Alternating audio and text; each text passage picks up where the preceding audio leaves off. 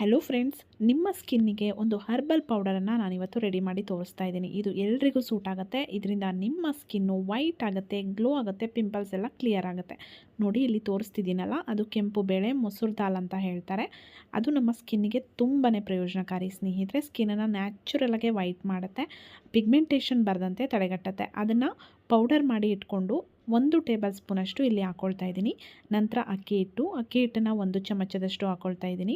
ಅಕ್ಕಿ ಹಿಟ್ಟು ಕೂಡ ಅಷ್ಟೇ ನಮ್ಮ ಸ್ಕಿನ್ನನ್ನು ಹೆಂಗೆ ಮಾಡುತ್ತೆ, ರಿಂಕಲ್ಸ್ ಬರದಂತೆ ತಡೆಗಟ್ಟುತ್ತೆ, ಸ್ಕಿನ್ನನ್ನು ಸಾಫ್ಟ್ ಮಾಡುತ್ತೆ, ಸ್ಕಿನ್ನನ್ನು ಇದು ಕೂಡ ವೈಟ್ ಮಾಡುತ್ತೆ, ಸ್ಕಿನ್ನನ್ನು ನ್ಯಾಚುರಲಾಗಿ ಎಕ್ಸ್ಫೋಲಿಯೇಟ್ ಮಾಡುತ್ತೆ.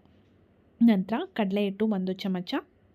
ಕಡಲೆ ಹಿಟ್ಟು ಅಷ್ಟೇ ನಮ್ಮ ಸ್ಕಿನ್ನನ್ನು ನ್ಯಾಚುರಲ್ಗೆ ಎಕ್ಸ್ಫೋಲಿಯೇಟ್ ಮಾಡುತ್ತೆ, ಸ್ಕಿನ್ನನ್ನು ಬ್ಲೀಚ್ ಮಾಡುತ್ತೆ. ಇದರಿಂದ white heads, black heads, dead skin force ಎಲ್ಲವೂ ಕ್ಲಿಯರ್ ಆಗುತ್ತೆ. ಸ್ಕಿನ್ನು ಹೆಲ್ದಿ ಆಗುತ್ತೆ. ಎಲ್ರಿಗೂ ಇದು ಸೂಟ್ ಆಗುತ್ತೆ ಅಂತಲೇ ಹೇಳ್ಬೋದು. ನಂತರ ಮುಲ್ತಾನಿ ಮಿಟ್ಟಿ ನಿಮಗೆ ತುಂಬ ಶಾಪ್ಸಲ್ಲಿ ಸಿಗುತ್ತೆ, ಆನ್ಲೈನಲ್ಲಿ ಕೂಡ ಸಿಗುತ್ತೆ. ಇದು ಕೂಡ ನಮ್ಮ ಸ್ಕಿನ್ನನ್ನು ಸಾಫ್ಟ್ ಮಾಡುತ್ತೆ. ದೇಹದ ಉಷ್ಣಾಂಶ ಜಾಸ್ತಿಯಾಗಿ ಪಿಂಪಲ್ಸ್ ಬಂದಿದ್ದರೆ ಅದನ್ನು ಕೂಡ ರಿಮೂವ್ ಮಾಡುತ್ತೆ. ಪಿಂಪಲ್ಸಿಂದ ಆಗಿರುವಂತಹ ಕಲೆಗಳನ್ನು ಕೂಡ ನಿವಾರಣೆ ಮಾಡುತ್ತೆ. ಇದು ತುಂಬಾ ಒಳ್ಳೆಯದು. ನಮ್ಮ ಸ್ಕಿನ್ನನ್ನು ಟೈಟನ್ ಮಾಡುತ್ತೆ, ರಿಂಕಲ್ಸ್ ಬರದಂತೆ ತಡೆಗಟ್ಟುತ್ತೆ. ನಂತರ ಸ್ವಲ್ಪ 1/4 ಚಮಚದಷ್ಟು ಅರಿಶಿಣವನ್ನು ಹಾಕ್ಕೊಂಡಿದ್ದೀನಿ. ಅರಿಶಿಣ ಕೂಡ ಅಷ್ಟೇ ನಮ್ಮ ಸ್ಕಿನ್ನನ್ನು ಗ್ಲೋ ಮಾಡುತ್ತೆ, ಸ್ಕಿನ್ನನ್ನು ವೈಟ್ ಮಾಡುತ್ತೆ ಅಂತಲೇ ಹೇಳ್ಬೋದು. ಇದೆಲ್ಲವನ್ನು ಚೆನ್ನಾಗಿ ಮಿಕ್ಸ್ ಮಾಡಿ ಒಂದು ಡಬ್ಬಿಯಲ್ಲಿ ಹಾಕಿ ನೀವು ಸ್ಟೋರ್ ಮಾಡಿ ಇಟ್ಕೊಂಡು ಯಾವಾಗ ಮುಖ ತೊಳಿತೀರಾ ಅವಾಗೆಲ್ಲ ಇದನ್ನು ಅಪ್ಲೈ ಮಾಡ್ಕೋಬಹುದು. ಯಾವ ರೀತಿ ಅಪ್ಲೈ ಮಾಡ್ಕೊಳ್ಳೋದು ಅನ್ನೋದನ್ನು ಕೂಡ ನಾನು ತಿಳಿಸ್ತೀನಿ. ನಿಮ್ಮದೇನಾದರೂ ಆಯಿಲಿ ಸ್ಕಿನ್ ಆಗಿದ್ದರೆ ನೀವು ನೀರು ಅಥವಾ ರೋಸ್ ವಾಟರನ್ನು ಬಳಸ್ಬೋದು. ನಿಮ್ಮ ಸ್ಕಿನ್ ಏನಾದರೂ ಫುಲ್ಲು ಡ್ರೈ ಸ್ಕಿನ್ ಆಗಿದ್ದರೆ ನೀವು ಹಾಲು ಮೊಸರನ್ನು ಕೂಡ ಬಳಸಬಹುದು. ಆಗ ನಿಮ್ಮ ಸ್ಕಿನ್ನು ಡ್ರೈನೆಸ್ ಕಡಿಮೆ ಆಗುತ್ತೆ.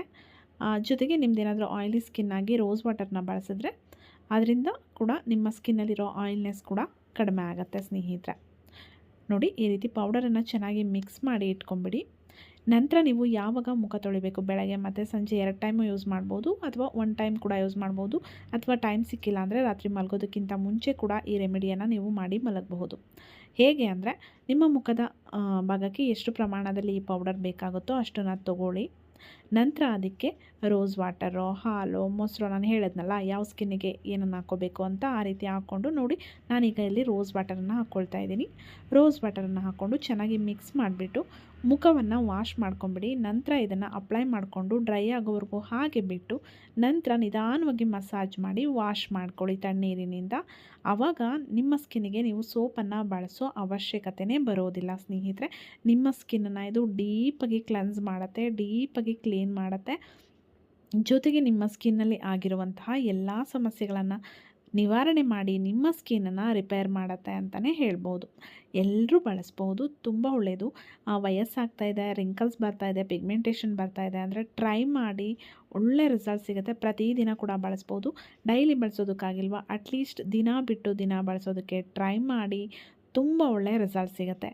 ರೆಮಿಡಿನ ಟ್ರೈ ಮಾಡಿ, ರಿಸಲ್ಟನ್ನು ಕಮೆಂಟ್ ಮಾಡಿ ತಿಳಿಸಿ. ನನ್ನ ಚಾನಲಲ್ಲಿ ಸಾಕಷ್ಟು ಯೂಸ್ಫುಲ್ ವೀಡಿಯೋಸ್ ಇದೆ ಸ್ನೇಹಿತರೆ.